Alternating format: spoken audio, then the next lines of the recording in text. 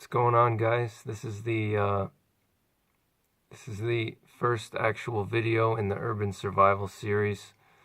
I'm going to talk about the basics of urban survival and things that you want to keep in mind when you're planning for a get home situation. If you're planning to get home, get out of a city. Let's say you work in a city and you're trying to get home. So I'm going to go over some basics that, I've thought about over the years, things that, I think that, you should keep in mind um, when you're trying to get home. So these are the basics, okay? So you want to remember the rule of threes, this is like a very common rule. You can find it on the internet, but basically the way it works is that you have 3 seconds to react. You can you can live 3 minutes without oxygen, and you can go 3 days without water and 3 weeks without food. So you have 3 seconds to react, 3 minutes without oxygen, 3 days without water, and 3 weeks without food. So you just got to remember, especially the 3 seconds to react. That's very important, especially in a bug out situation where you're trying to escape from a city or a get home situation.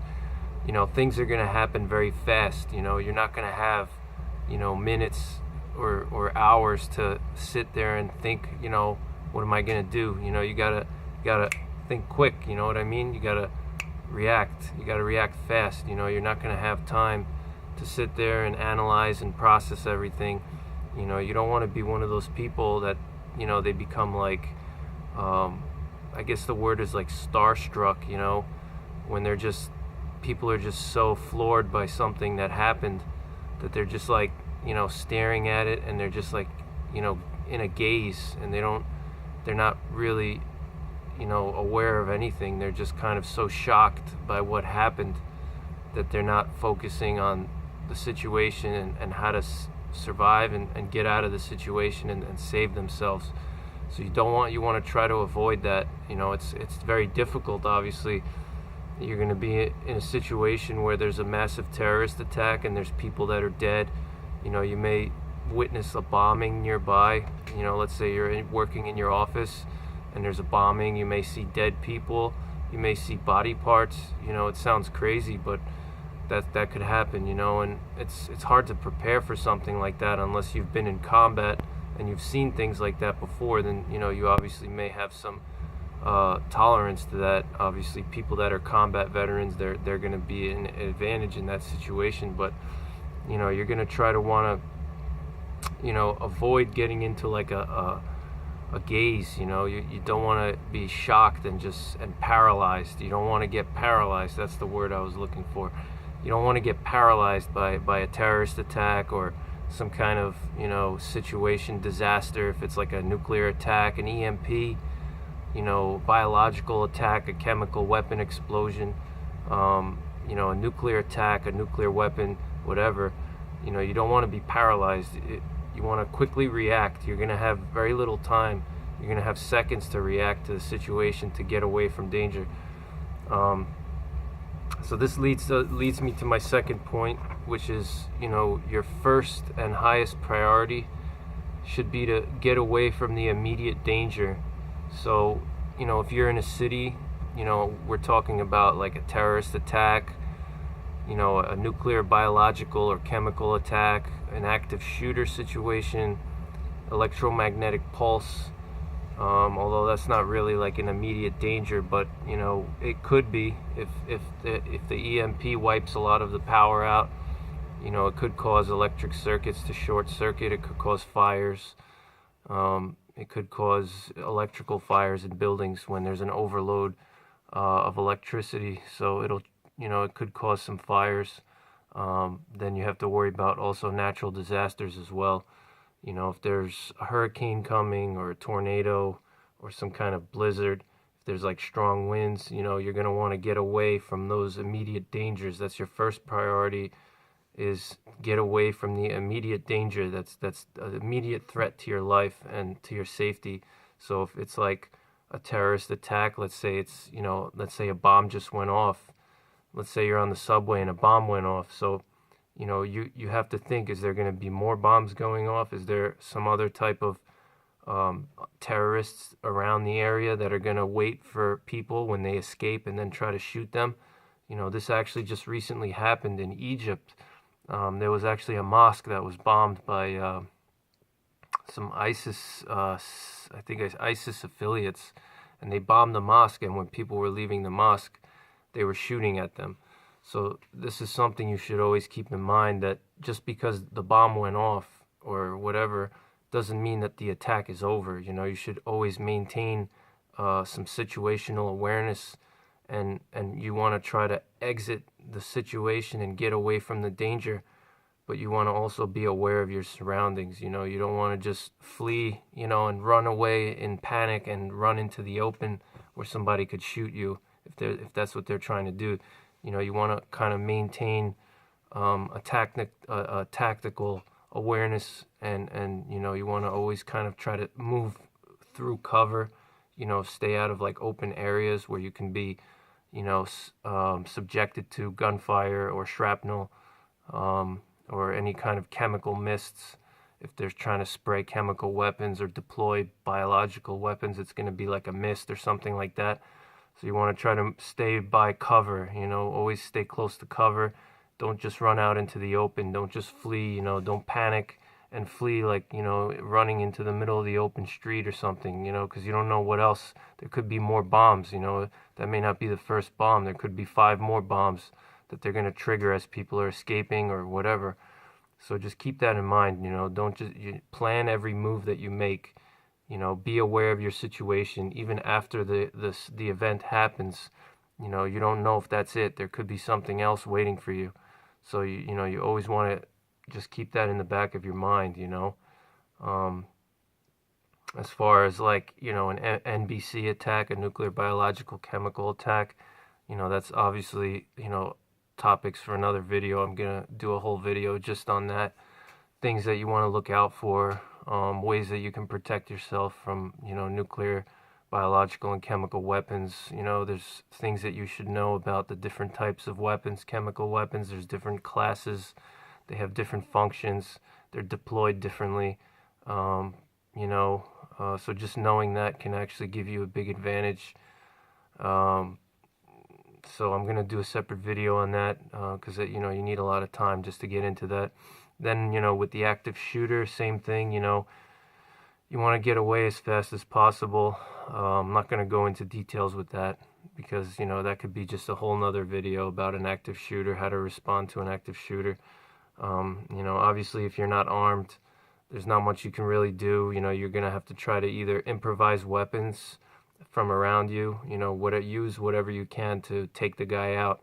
If you have a chair, a wooden chair, you can break the chair leg off, and just the splinter, if you break the chair leg, it'll have a sharp splinter, and you could just stab him, in the chest with that, or you could just use the chair and just smash him over the head, so just, try to improvise some weapons if you have to take him out.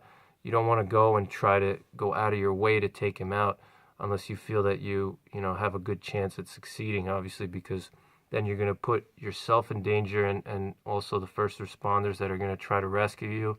You could agitate the shooter more, and he could try to kill more people.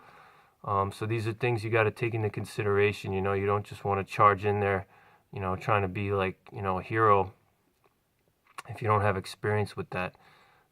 There's a lot of things to think about. You don't want to agitate the guy, and then he's going to start killing hostages or something like that. So always think about that. With an EMP, you're going to want to worry about short-circuiting electricity. Electricity is in every building, your walls.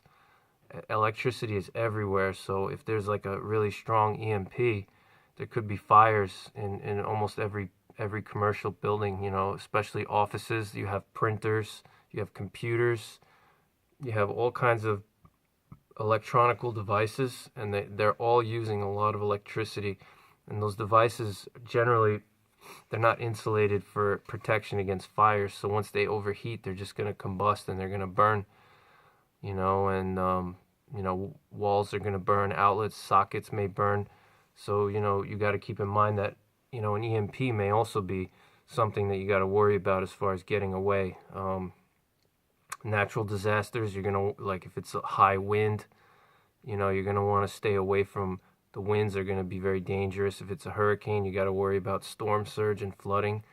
Blizzards, you're going to have to worry about power lines coming down from snow and ice, which could also cause electrical fires. But basically what you want to do is you want to remember that your first priority in an urban survival situation is to get away from the immediate danger. That's your first priority. That's your first task. You want to get away from the immediate threat, whatever that threat is. You want to get away from that and always maintain your situational awareness. Don't panic. Don't get paralyzed. Think very methodically. Every movement you make, everything you do, you always want to think about what's the risk here? What if I go run out into this open area? There's a risk? Is there going to be somebody waiting for me? Is there another bomb? Is there some kind of tripwire there? So just maintain your tactical awareness of the situation. Don't just panic and get paralyzed. Paralyzing is the worst thing you can do, is be paralyzed and be shocked and fear. As soon as something happens, you automatically just want to try to block everything out and just react, and do your thing. Get away from the situation. Obviously try to help people if you can. If you see somebody's bleeding, put pressure on the wound. You don't have to be a medic to help somebody. Don't think that, because you're not a medic or you're not CPR certified or, whatever, you're not a doctor or a nurse, that, always you see someone bleeding that, you can't do anything about it. There's always something you can do. If you see somebody's got like a big cut wound or they're crushed by an object, try to put pressure on the wound, and I'm not going to get into emergency medicine right now. That's a whole nother video, but even just putting pressure on wounds, can save somebody from bleeding out. You can take your shirt and you can just turn it into a rag, and you can take your shirt off and tie it over a wound, just to keep pressure on it. You can use your belt as a tourniquet if you have to. So just, use your common sense. Don't think that because you're not a medic, you can't do anything. It's better to do something. Obviously you don't want to like try to operate on somebody, or, if you don't really, you don't want to get into the advanced stuff, but simple things like, if somebody's bleeding, you want to try to put pressure and control the bleeding. That's very important. Now, if somebody's crushed under an object, you probably don't want to try to move them because you can do more damage. You can, hurt them more. So stay away from that. But putting pressure on wounds, that's very simple. It doesn't take a genius to figure it out. Just put pressure on the wound. Tourniquet, you got to release it, every so often so that, the limb doesn't die off. But, you can also make a tourniquet too. But, that's just for this video. That's, I'm not going to get into that. So the first priority is getting away from danger. Your second priority, once you get away from the danger zone, is you're going to want to go and retrieve your get home bag. So wherever your get home bag is, you're going to want to go and retrieve it. You're going to want to get there as fast as possible.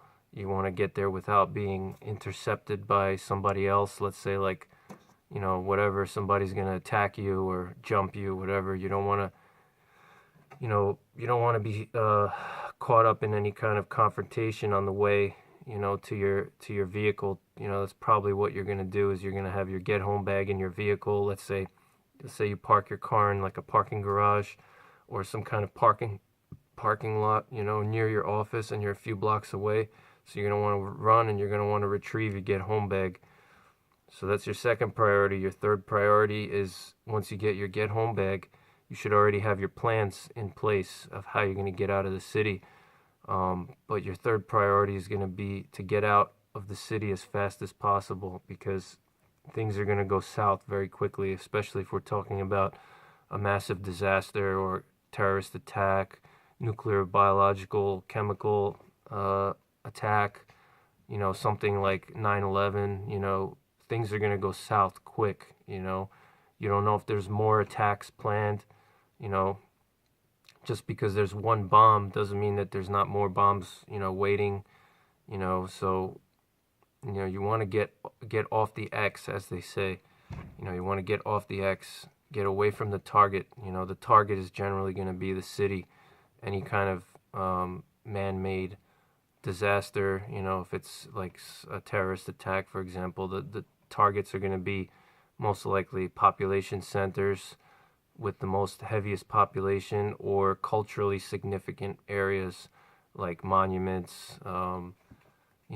Just think of like 9/11, the Twin Towers, stadiums, places where there's a lot of people. If it's like a terrorist attack, they're going to want to terrorize people, right? So they're going to attack places where people shop, malls.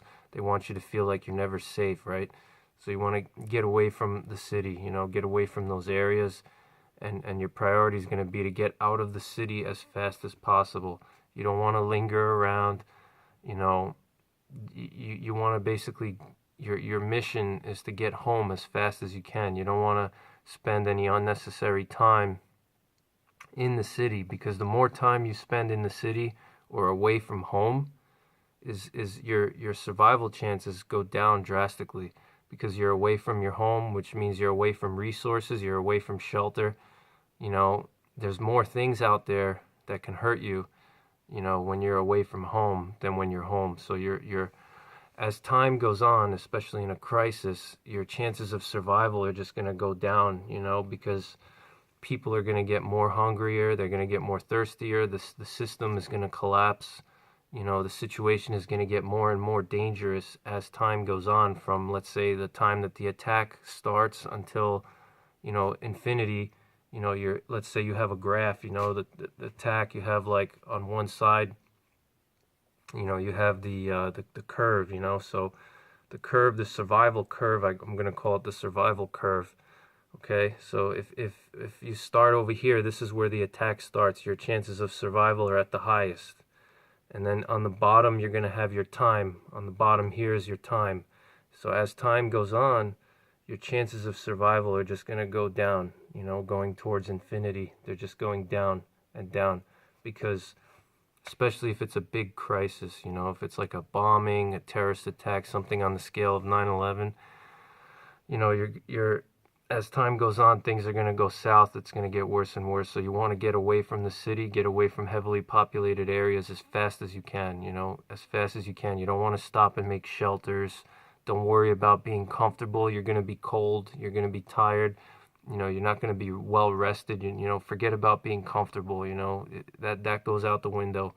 You just want it. You may have to catch 2-3 hours of rest, a day, if you're lucky.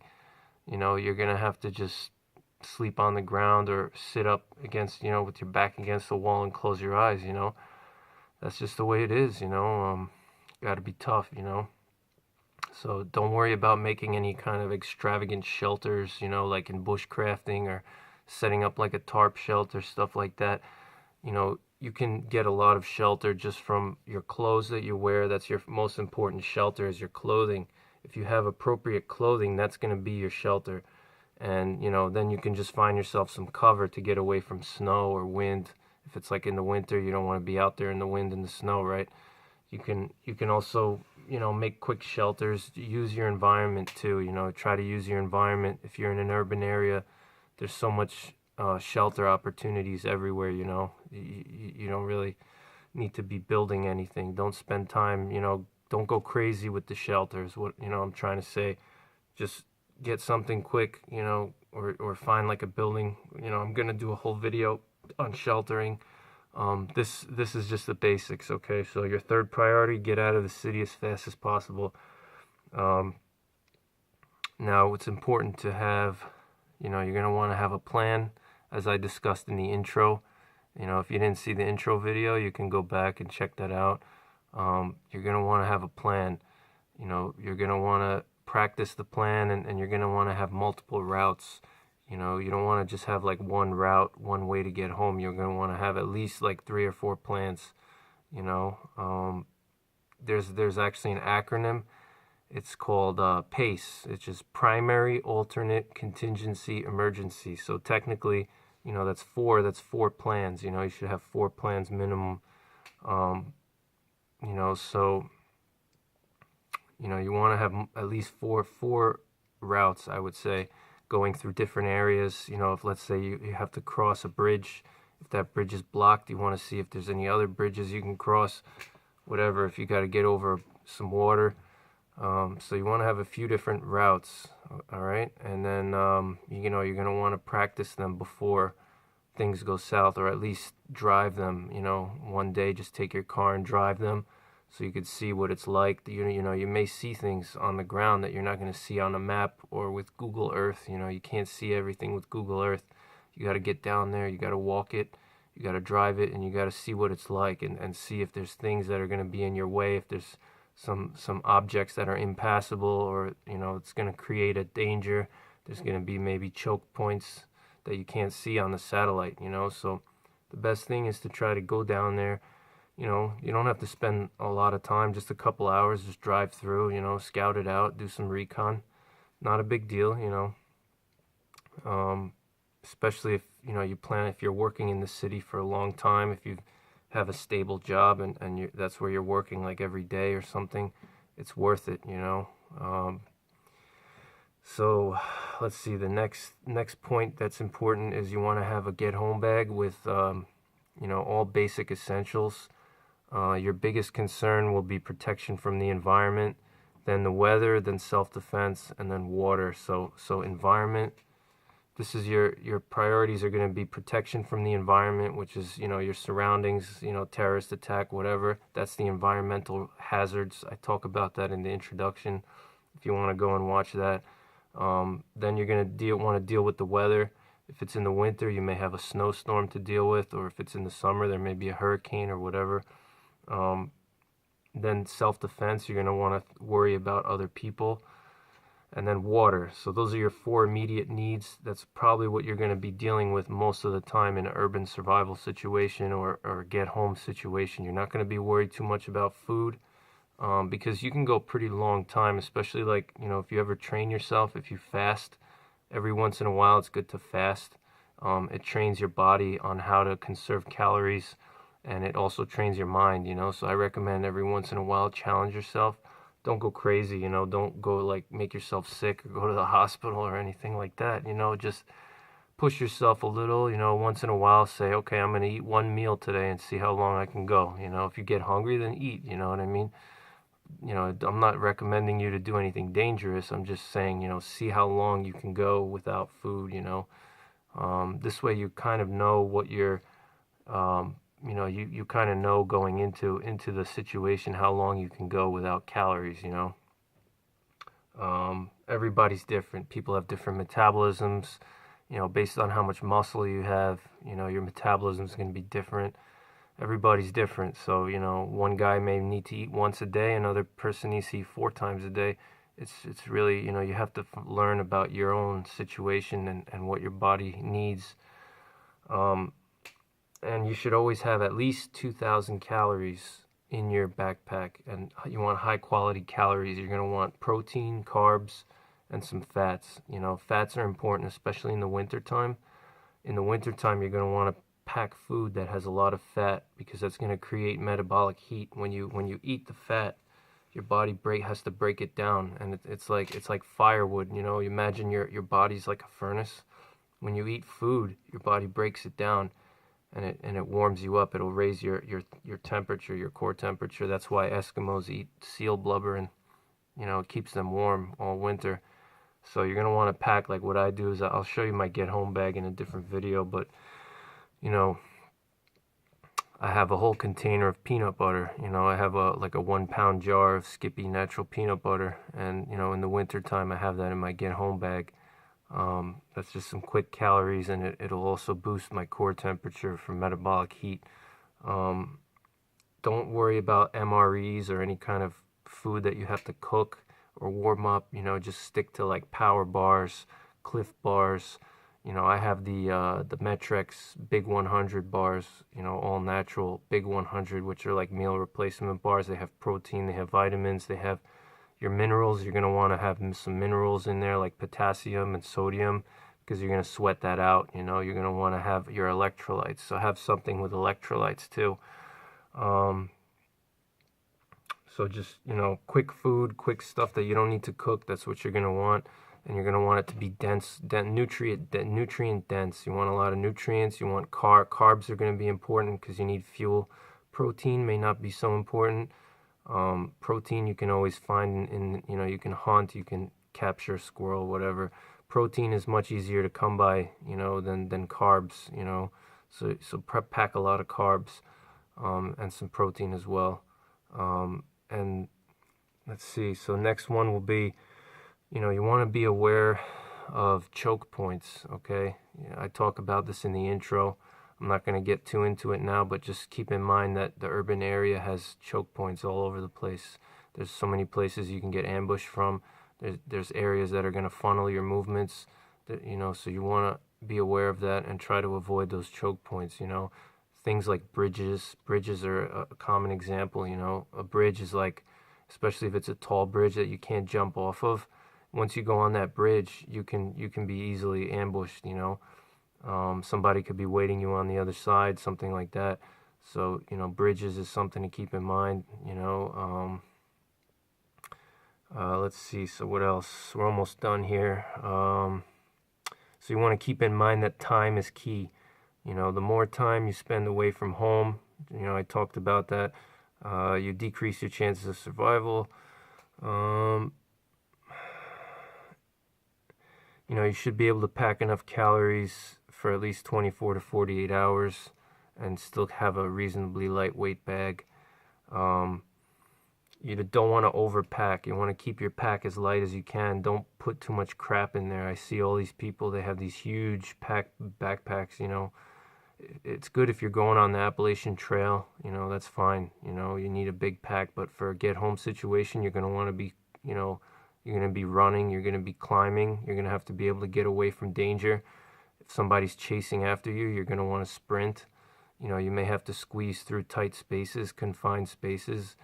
You're going to have to climb things, climb fences. You're going to have to climb into buildings, go through ducts. You're going to have to do a lot of those things, So you don't want to have a big bag that's going to weigh you down like a rock, So keep that in mind as well. And you really don't need that many supplies because you're only going to be, even if you live far away, it's not going to take you that long to walk home. Maybe 1 to 3 days, you want to plan for like 1 to 3 days. You want to use less traveled routes and you want to avoid the crowds. I talk about this in the intro. You can go back and watch the intro. You want to stay away from the areas where people are going to go. All right. You're going to want to keep a low profile. You want to move undetected. You don't want to be seen. You want to basically keep a low profile the whole time. So just keep that in the back of your mind. You want to keep a low profile. You always want to be skeptical of any kind of information that you get, especially from other people and also from the government. Any kind of messages or broadcasts from the government. Generally the government thinks about continuity of government, containment, control. If there's like a biological hazard, they don't want people to know about it because then everybody's going to run away and they're going to spread it everywhere. So they're going to they may even lie to you and they may say everything is okay, don't worry about it. Or they may try to get people into like a certain area to herd them in, like a stadium or something. And they may create like shelters or something. You want to stay away from those places. Don't trust what the government tells you because they have their own agenda and, they're just trying to control the public. And people can also lie to you. So you got to keep that in mind. They could try to tell you some fake information for whatever reason. They could lie to you, So don't trust information. Always be skeptical about it unless you can verify it somehow. And then you want to avoid contact with people as much as you can. Be wary of every person you encounter, no matter how nice they are. They could try to ambush you. They could, for example, they could use their girlfriend or children to pretend that they need help. And then they can ambush you, They could try to get on your good side and then jump you. So just avoid contact with people as much as you can. You know, I'm not saying don't help anyone, but just avoid contact, unnecessary contact. And if you do make contact with people, don't tell them where you're going. You know, try to lie to them. You know, try to fool them. If they ask you which way are you heading, don't tell them where you're going. You know, never tell them anything like that. Don't tell them what you have. You know, you don't want them to know anything about you. Don't tell them where you work, you know, your religion. Don't tell them, you know, what your religion is. Don't tell them your background. If you have an accent, you may want to cover up your accent somehow, because these people may have hatred, you know, for certain races or ethnicities or something. They may be crazy. So just keep that in mind. And finally, don't give your real name. And if you have any injuries, you want to make sure you hide your injuries. And if you're hungry or tired, try to hide your physical state, because if somebody senses weakness, they may try to capitalize on that. They may say, oh, this guy's weak, or he looks tired, or he's injured. You know, let's follow him. Maybe, you know, down the road we're gonna jump him and take his stuff. So that's it, guys. Gonna cut it for now. I'm gonna make another video. Thanks a lot.